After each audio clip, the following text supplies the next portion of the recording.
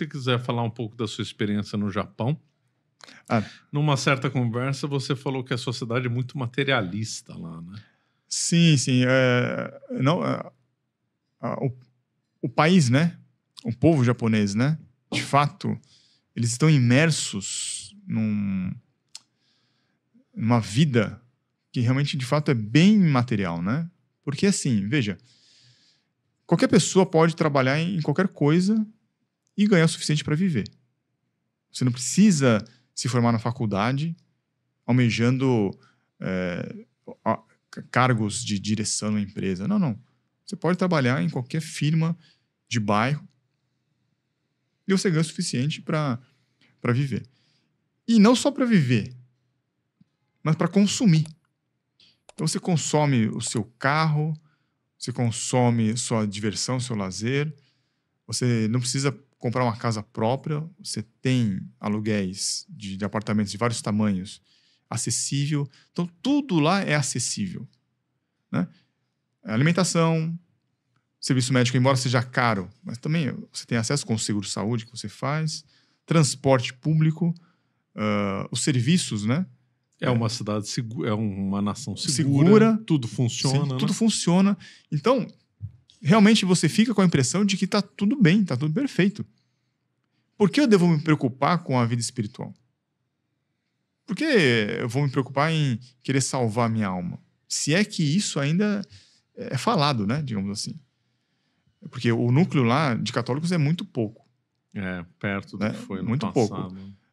Eu arriscaria dizer até que, na minha época, isso foi década de 90 que eu fui para lá. Uma cidade de médio porte, comparável a São Paulo, que é Nagoya, a comunidade brasileira numa paróquia lá era maior do que os paroquianos nativos, digamos assim, né? Então, naquela paróquia que já era uma, assim, tinha mais católicos brasileiros do que católicos japoneses. Nossa. Né? E aí, você entra de novo com a questão do concílio, que você não tem mais apologética, você não vai defender mais a fé, você não vai mais atacar o erro. Então, realmente, a vida ali, você não vai ouvir falar em você tem que salvar sua alma, tem que se converter. Não. Então, de fato, é muito materialista, né? Isso aí se reflete também que ninguém mais quer ter filho. Com certeza. Né? Com certeza. Porque, como tudo é fácil e você trabalha duro e você depois quer ter sua diversão, o seu lazer, ninguém vai pensar em montar família. Quantas horas você trabalhava por dia lá? No mínimo, lá eram de 9 a 10 horas. Isso no mínimo. Né? Tanto que quando eu mudei para lá, porque eu queria morar lá, eu queria ter uma vida lá, eu não queria fazer hora extra, né? Eu queria viver lá, ganhar o suficiente para viver. Então, todo japonês me achava esquisito, porque falava, mas você não é brasileiro? Você tem que fazer hora extra. Eu falei, mas eu não quero, porque eu quero viver aqui. Não, mas você é brasileiro, você tem que fazer hora extra. Eles não entendiam, né? Mas esse foi um dos problemas que eu tive, né? Porque eu não conseguia um emprego assim, de 8 horas por dia, simplesmente. Eles queriam que você trabalhasse mais, né? Porque eles não queriam trabalhar, né? Então, e queriam empurrar para os brasileiros. Mão de obra estrangeira. E lá a mão de obra brasileira ela é bem valorizada. Brasileiros trabalham bem. Como eles são muito criativos, né? Eles otimizam lá o serviço. Então, o japonês é um pouco mais, como é que eu vou dizer, né? Mais metódico. Então, se não é daquele jeito, faz daquele jeito. O brasileiro vai lá e faz melhor. Entendi, né? Porque sempre dá para adaptar, dá para melhorar. Eles não conseguem adaptar, nem tem improvisação. Né? Exato. Então, o brasileiro, na minha época, pelo menos, era bem valorizado. E então, deu para...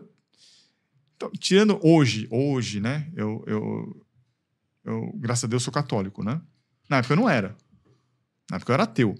Mas era batizado na igreja. Não, batizado, né? Nesses termos. Eu era batizado, tudo. Mas, digamos assim, me tornei ateu. Então não haveria problemas de viver lá. Porque lá o ateísmo é tolerado, não tem... Não tem, né?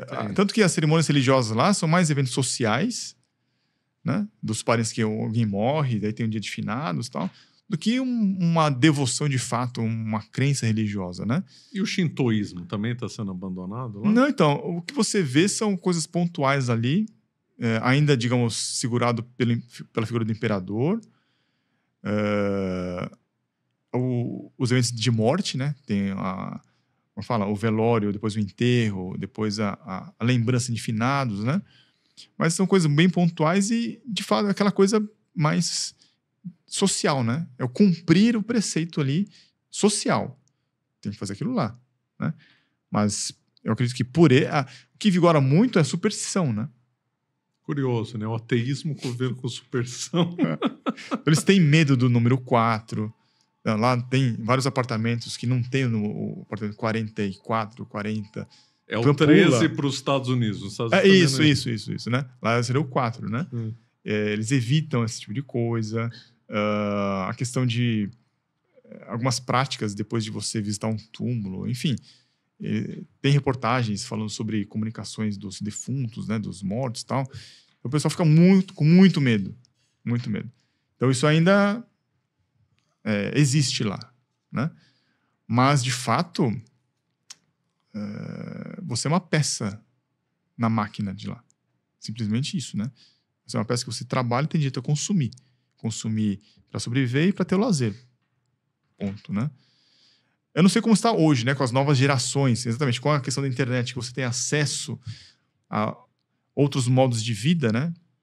Mas, de fato, ali o crescimento vegetativo já está no negativo, né? Ou seja, se daqui a 10 anos, do jeito que está, não há reposição de gente, né? Está fadado à morte mesmo aquele país, em termos de japoneses, né? Daí, ainda existirem... Eu ainda recebo até hoje cartinhas de agências de viagem, né, oferecendo emprego no Japão, né? Porque ficaram no cadastro lá, né? E eles vão mandando a mala então, direta, né? Se você quiser ir lá pro Japão, vai ter emprego. Vai ter emprego, Então, eles ainda fomentam a migração, né? Mas, realmente, lá tá fadado a morrer. Não sei como... Mas o dia a dia lá era agradável? Como é que era? Então, se você tiver uma vida normal, de um trabalho, mesmo que seja pesado, hein? Mesmo que seja pesado, se não for uma coisa extenuante, né? É agradável, porque tudo funciona. Então você tem seu dinheiro, né, para gastar. Você quer sair e jantar fora, comprar seus doces, suas bebidas, viajar. Chega a época de férias, tem o Golden Day lá. Eles juntaram todos os feriados dá uma semana, 2 semanas de feriado, né? Você quer viajar? Se viaja. Ou dentro do Japão, ou fora, vai para o exterior, né? Nos países ali da Ásia. Então é tudo muito prático. Tudo muito à mão. Tudo muito à mão. Se você trabalhar direitinho, se você não bater de frente com os japoneses, você é aceito lá. Você se integra ali. E geralmente estrangeiro, principalmente brasileiro, né? Latino. É muito mais, digamos, expansivo, né? Carinhoso, né? Fala, conversa. Eles gostam também, né? Então, tem muitos lá, eu conheci muitos casos de brasileiros não descendentes, você não tem olho puxado. São brasileiros que se casaram com uma descendente ou casaram lá mesmo, né? Então, totalmente integrados ali. Então, o acesso, moradia, educação, transporte, lazer, tudo à mão. E a língua? Você já sabia que no Brasil você falava japonês em casa? Esse aqui eu gosto de citar o meu professor da faculdade, que saiu esse assunto lá, ele falou, você sabe falar japonês? Eu falei, professor, o que eu sei, assim, até seria a 2ª série primária, né? Ele, então você é analfabeto mesmo, né? Você quer dizer? Eu saí daqui sabendo algumas coisas de ler... Desculpe. De ler e escrever. Então, digamos assim, eu fui com um certo repertório de vocabulário, mas para ler e para escrever, né? Uma coisa bem simples. Chegando lá, eu fui aprender lá, de fato, né? No dia a dia. Tanto que eu convivia mais com os japoneses mesmo, né? E aí comecei a aprender. Então, isso de assistir televisão, né? Tanto que jornal não dá. Jornal realmente já é um nível mais elevado, né? O linguajar deles é outro. Não dá. Você tem que ter um certo estudo aí para poder acompanhar, né? Mas no dia a dia, você tem as novelinhas, e novela é a mesma história, né? Então você começa a entender as coisas, os termos, você vai aprendendo. E aí você vai repetindo isso no dia a dia, você acaba pegando, né? Tanto que eles achavam engraçado eu falar, né? Porque uma vez eu briguei com um japonês, só que eu briguei de maneira polido, né? Com um linguajar polido. com ele. Então fica todo mundo rindo na minha cara, né? Eu falei, o que vocês estão rindo, né? É que você fala muito engraçado. Eu não falava o do dia a dia, do dia a dia. Falava o formal, né? Então eu tava brigando de maneira formal com ele. Então deu pra... Se essa pessoa convive com japonês, dá pra pegar. Tranquilo. E como você foi lá ateu, como é que você se converteu? Como é que foi o seu processo de conversão? Então, isso aí... Como eu disse, eu me tornei ateu lá, mas na primeira vez que eu fui 3 vezes, né? Na primeira eu fui para comprar um carro, fiquei 1 ano, eu comprei um carro, trabalhar, voltei. Economizar e voltar para comprar um carro. E foi nessa primeira vez que eu me tornei ateu lá. Trabalhando na linha de produção automobilística, você só faz a mesma coisa durante 8, 10 horas por dia, né? Faz a mesma coisa. Então eu começava a pensar. E aí surgiu a questão de Deus, a essência de Deus. E aí no meu tribunal particular, eu decidi, Deus não existe, né? Pronto, acabou. Fiquei ateu. Fui uma segunda vez, mas por outros motivos. Fiquei 6 meses. Não, era para ficar 3 meses. Fiquei mais 6 meses, 8 meses. Mas aí voltei. Não tinha nenhum objetivo assim. E aí, terminando a faculdade, meu projetinho era migrar para o Japão e viver lá. Ficar definitivo lá. Né? Mas que me programei. Fiz todo um planejamento para ir lá, contatos, tal, muito bem. Só que eu queria um trabalho de 8 horas por dia. Aí todo mundo falava, é difícil, né? Você é brasileiro. Então aí fui para lá. Fui para lá e o dinheiro que eu levei deu para arranjar um emprego, mas não era o que eu queria. Eu queria um lugar próximo a um grande centro urbano, por exemplo, Nagoya. Você morava onde? Nagoya mesmo? Não, antes eu morava em Gifu. Gifu seria mais ou menos Campinas ali. Só que eu queria morar numa capital mesmo, queria Nagoya. E lá eu não consegui.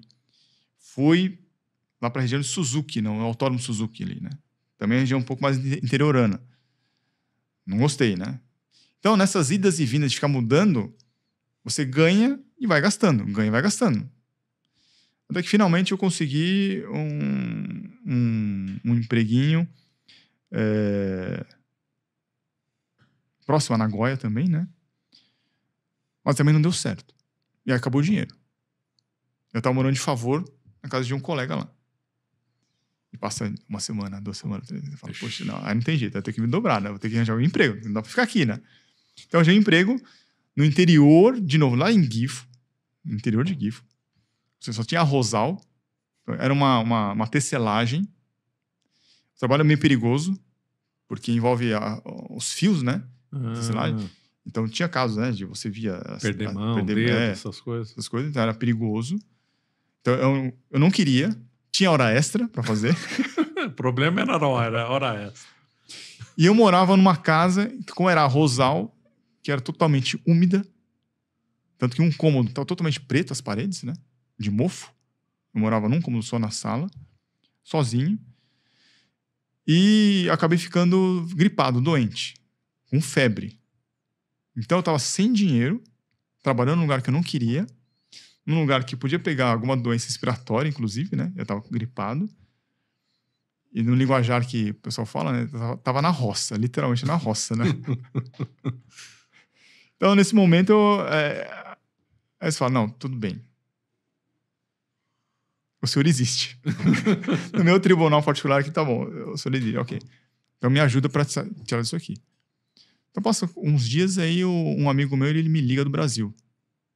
Fala, mas tudo bem, então, o que você tá fazendo aí? Eu falo, tô na roça, né? Tá dando tudo errado, tudo errado. Eu não consigo aquilo que eu quero. Se eu consigo de um lado, eu perco de outro, né?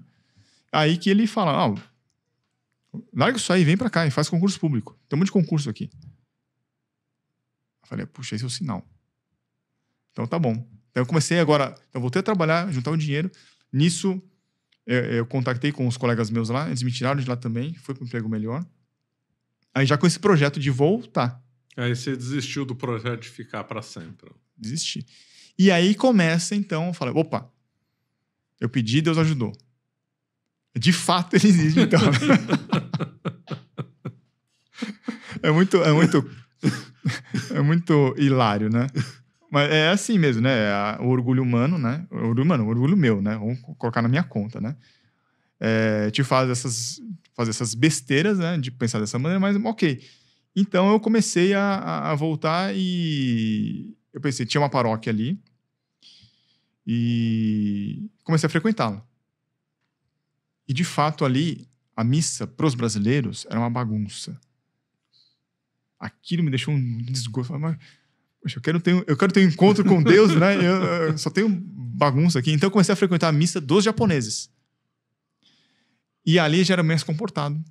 As mulheres usavam um véu. Olha. Era missa nova. Muito mais comportada. Aí ótimo. E aí tinha um padre que voltou do Brasil, um padre japonês. Voltou, porque ele veio para o Brasil para aprender português. Para atender a colônia comunidade brasileira lá. Nisso eu conheci. E aí, olha só, de novo orgulho, né?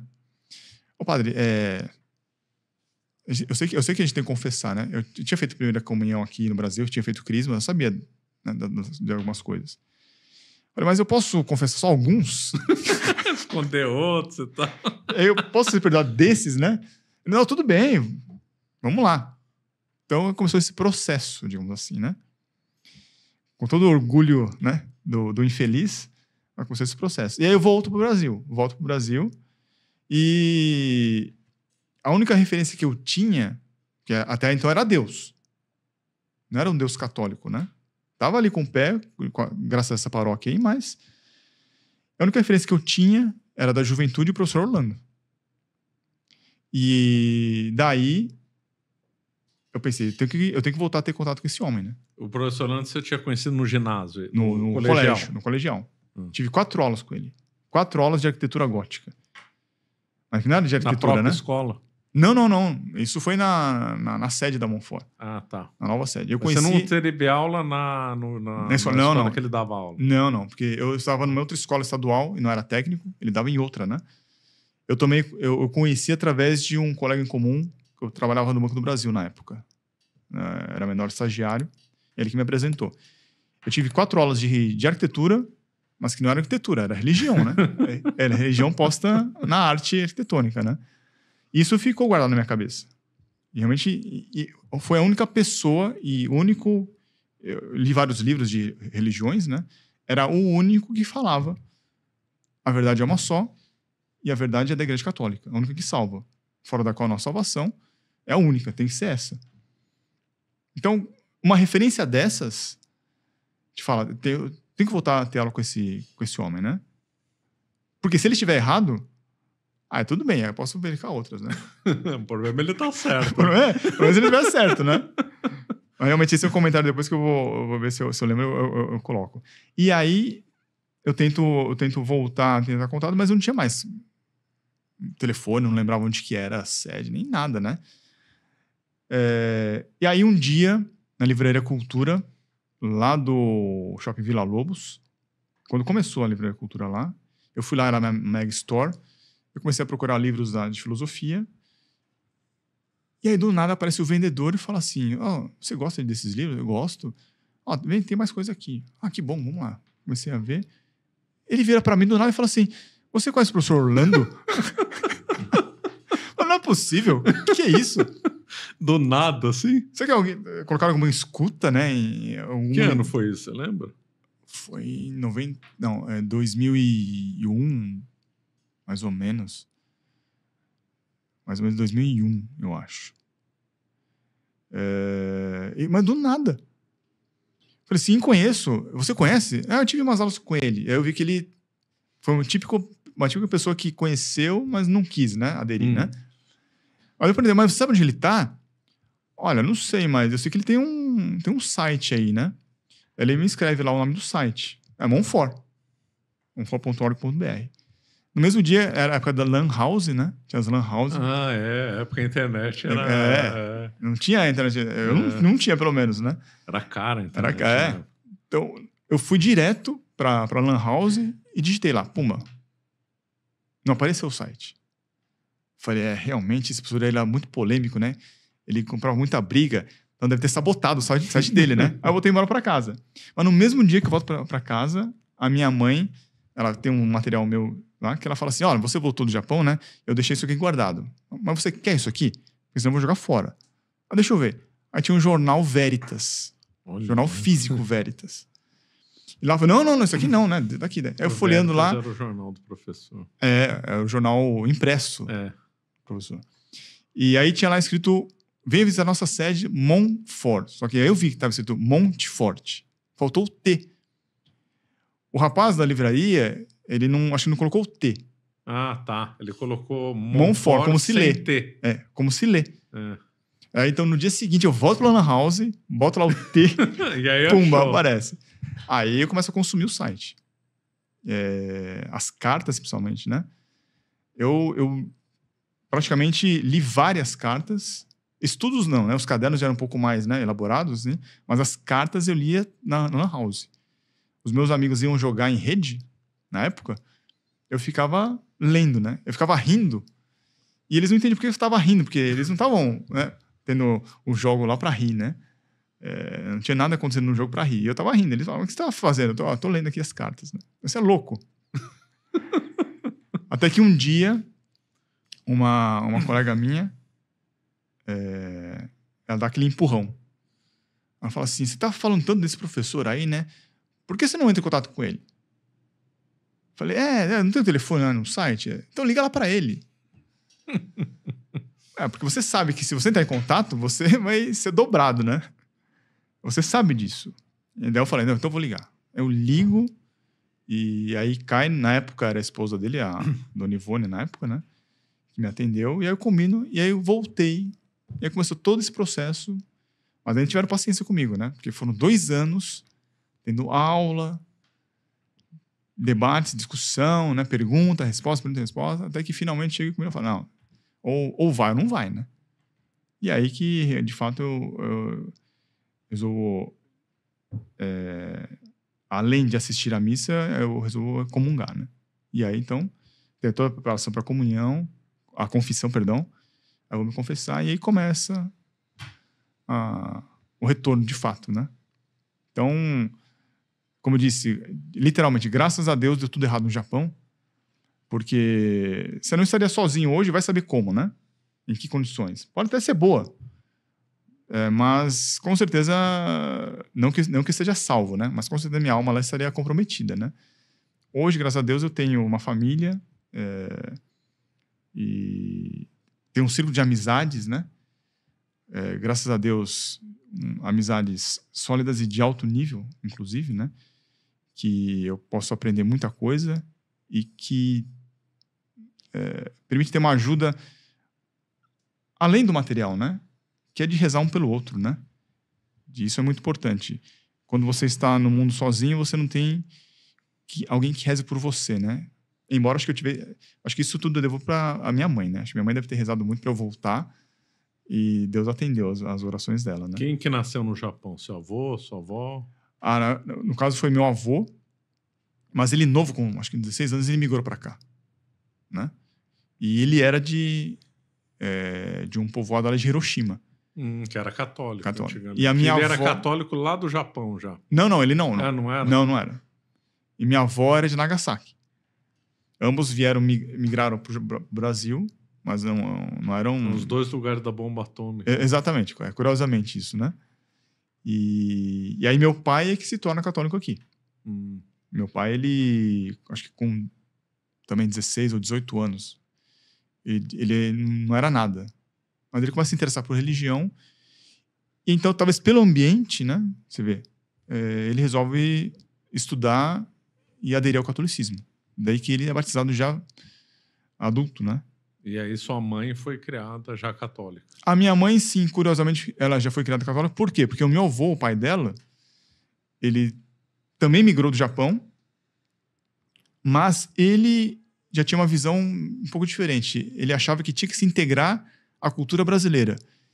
E para ele, o elemento cultural brasileiro é a religião católica. Então, ele se converte. Nesse ponto deu certo. Se ele mudasse para outro lugar, ficaria estranho, né? Esse ponto deu certo. Então, por uma questão cultural aí, de querer se integrar, ele fala, não, vou virar católico. E aí, então, minha mãe acaba sendo batizada também. Olha, que então, minha mãe já era católica de nascença, né? Digamos assim. Meu pai foi batizado tarde. Que curioso, hein? Curioso. Os caminhos de Deus são sempre labirínticos. É impressionante. Insondáveis são seus desígnios, né?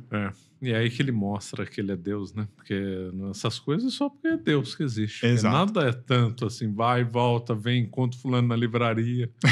Aí o site não é. Aí acha um material na sua casa porque tem o T. Um monte de fatores, né? E a gente vê como uma palavra que eu aprendi em Mauá. E como Deus suscita, né? Outro dia eu conheci a mãe de um rapaz, que o rapaz ele é motoboy. Ele é testemunho de Jeová. Então ele estava no centro, acho que com a escola, se não me engano, ou com um grupo, e foram fazer aquela visita turística para São Paulo, né? E um dos pontos é a Catedral da Sé. Isso foi, assim, ano passado.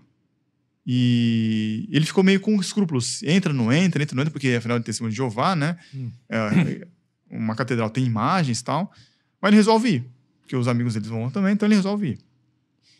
Ele disse que ficou fascinado por aquilo. Ele ficou maravilhado com a catedral. Ó, a Catedral da Sé, hein? Imagina se ele tivesse visto a Notre Dame, né? Mas que ele ficou maravilhado. Então ele volta e começa a se interessar por essas questões da igreja. E aí, uma vez, ele está no São Bento, passando por São Bento, e aí vê lá o Gregoriano, tá tendo ofício ali, né? Ele se interessa, ele vê, ele também fica... Ele vê na porta escrito lá, missas em latim, tal horário. Então ele resolve ir na missa em latim domingo, né? Resolve ir lá. E aí ele ficou maravilhado mesmo, e aí ele resolve se converter. Então você imagina, por um elemento, assim, arquitetônico ali, depois, de fato, a missa, se ele fosse uma missa nova, jamais ele iria se converter. Eu digo isso por causa da minha esposa, né? Minha esposa, quando a gente era noivo, ela comentou assim, vocês falam tanto dessa missa nova, o que é essa missa nova? Falei, eu vou te levar. Mas a gente fica só 5 minutos. Mas não deu 1 minuto. A gente entrou, vamos embora daqui, não aguento essa barulheira. Se eu fosse querer me converter para alguma religião, eu jamais seria católico com uma missa dessa. Ela viu a bagunça que é. E esse rapaz viu o sagrado que é a missa de sempre, né? Lá no Mosteiro de São Bento. E por causa desses 2 fatores é que ele se converteu. Não, impressionante. Porque daí ele começou a procurar, e aí ele cai no site do Floss Carmelli, começa a assistir as aulas, aquela coisa, a internet permite. E começa a consumir, e aí finalmente ele dá o passo, ele se converte. Então, realmente, Deus suscita isso das maneiras mais diversas, né? Apesar da crise, né, da igreja. Com todo o pesar da crise da igreja, né? Você acaba de assistir um corte do Caravelas Podcast. Na tela está aparecendo o episódio completo e outro corte. Muito obrigado pela atenção.